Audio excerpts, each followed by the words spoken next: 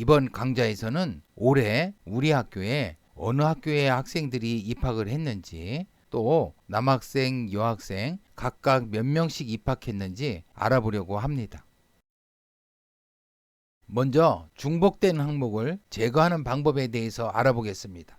다음 자료를 보면 이 영역에 있는 내용을 복사해서 이 영역에 붙여넣기 한 겁니다. 그렇기 때문에 왼쪽 표의 내용과 오른쪽 표의 내용이 똑같습니다. 그럼 오른쪽 표를 한번 보겠습니다. 5번 학생 김쌤매, 6번 학생 김쌤매, 성명이 중복되어 있습니다.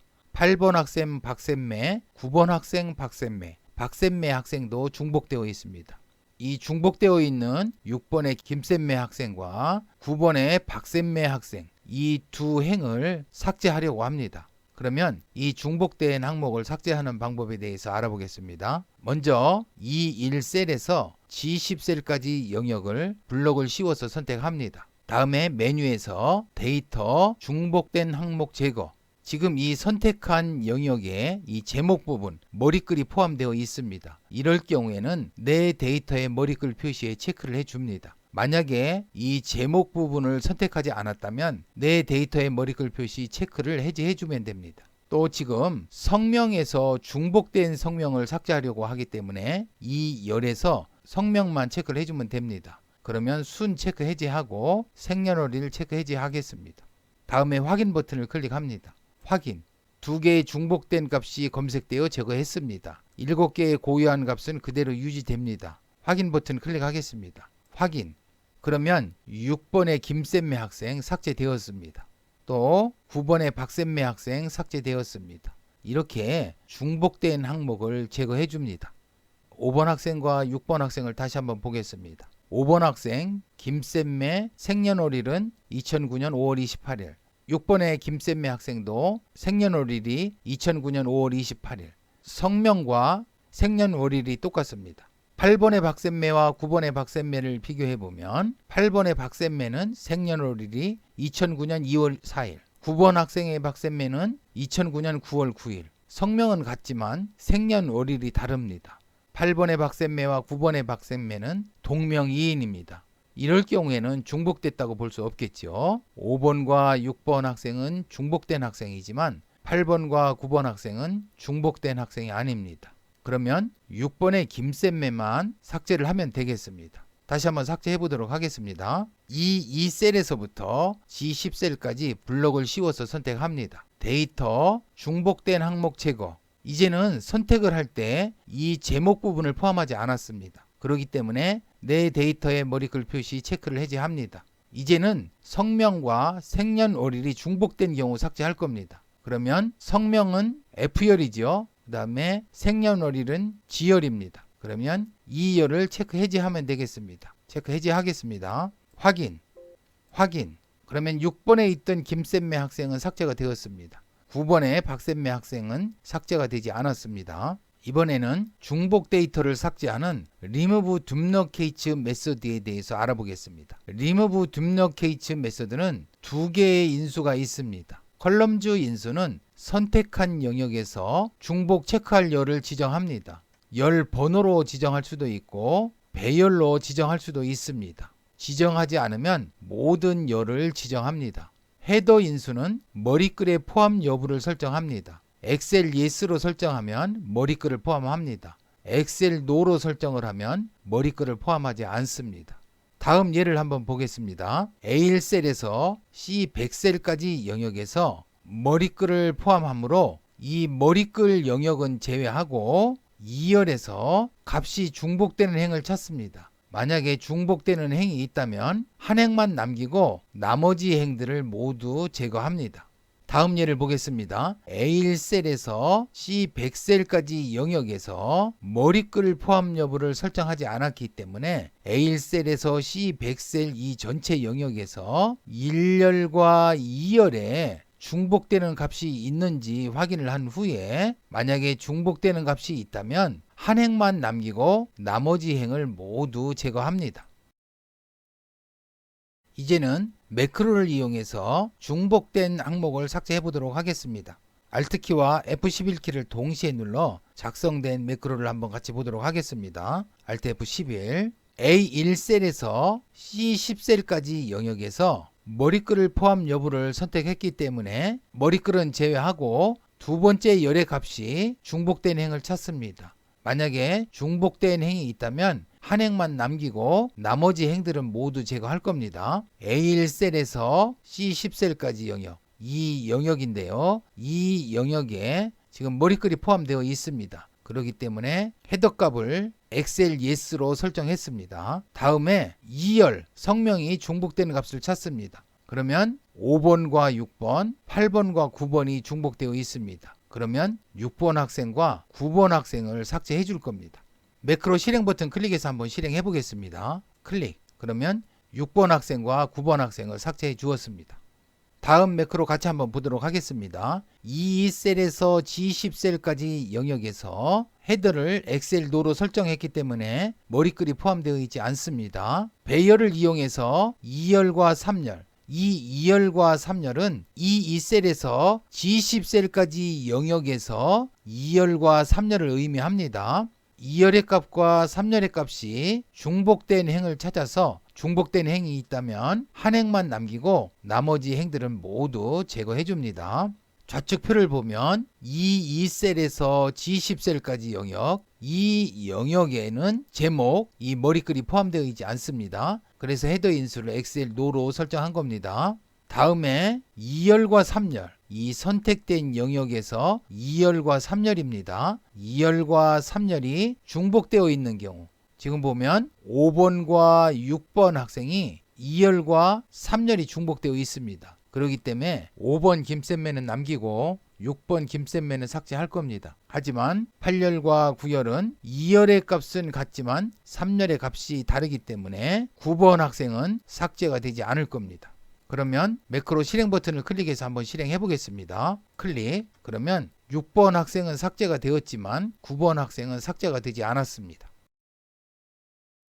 이 자료는 올해 우리 학교에 배정된 학생들의 명단입니다. 학생들이 어느 학교에서 입학을 했는지, 또 각 학교별로 남녀 학생은 몇 명씩 입학했는지 알아보는 매크로를 작성해 보도록 하겠습니다. Alt키와 F11키를 동시에 눌러 작성된 매크로를 같이 보도록 하겠습니다. Alt F11, 매크로명은 myCount로 하겠습니다. F8키를 눌러 매크로를 한 행 한 행 실행시켜 보도록 하겠습니다. F8, F8, F3셀에서 I500셀까지 영역을 클리어, 깨끗이 지워줍니다. F3셀에서 I500셀까지 이 아래쪽까지 되겠는데요. 이 영역을 깨끗이 지워줍니다. F8, 변수 n로1에는 1000,3셀로부터 위쪽 방향으로 자료가 입력되어 있는 마지막 셀에 행 좌표를 저장합니다. 즉, 이 학교명이 입력되어 있는 마지막 셀의 행 좌표를 nO1에 저장합니다. F8, 변수 rRNG에는 2,3셀에서부터 nO1,3셀, 2,3셀 이 셀인데요. 이 셀부터 이 학교명이 입력되어 있는 마지막 셀까지 이 영역을 변수 rRNG에 저장합니다. F8. 다음에 이 영역을 복사해서 F3셀에 붙여넣기 합니다. 즉, 이 학교명들을 모두 복사해서 F3셀, 이 셀에 붙여넣기 합니다. F8. 그러면 다음과 같이 학교명들이 붙여넣기 되었습니다. 다음에 변수 nO2에는 1000,6셀에서 위쪽 방향으로 자료가 입력되어 있는 마지막 셀에 행 좌표를 저장합니다. 즉, 이곳에 학교명이 입력되어 있는 마지막 셀의 행 좌표를 nO2에 저장하는 겁니다. F8. 다시 변수 rRNG에는 3,6셀에서 nO2,6셀, 3,6셀, 바로 이 셀인데요. 이 셀부터 이 학교명이 입력되어 있는 마지막 셀까지 이 영역을 변수 rRNG에 저장합니다. F8. 다음에 이 영역에서 지금 이 영역에는 이 제목, 머리글이 포함되어 있지 않습니다. 그래서 헤더를 엑셀 노로 설정했습니다. 이 영역 중 1열에서 중복되는 것이 있는지 찾습니다. 만약에 중복되는 것이 있다면 한 행만 남기고 모두 제거합니다. F8. 중복되는 학교들은 한 행만 남기고 모두 삭제했습니다. 그러면 올해 입학한 학생들의 학교는 다음과 같습니다. 이와 같이 입학한 학생들의 학교명을 구했으면 이행에서부터 자료가 입력되어 있는 마지막 행까지 그 학교에 따른 남녀 학생 수를 구할 겁니다. 이행에는 샘매 초등학교 여학생입니다. 그러면 이 우측 부분에서 샘매 초등학교를 찾습니다. 이곳에 샘매 초등학교가 있는데요. 여학생이기 때문에 여학생 수는 1명이 되겠습니다. 다시 총 여학생 수도 1명이 될 겁니다. 삼행에 있는 학생은 샘매 초등학교 남학생입니다. 그러면 이곳에서 샘매 초등학교를 찾고 남학생의 학생 수를 1 증가시킵니다. 처음에는 남학생이 0명이었기 때문에 1이 될 겁니다. 다음에 이 남학생의 총수 1이 되겠죠.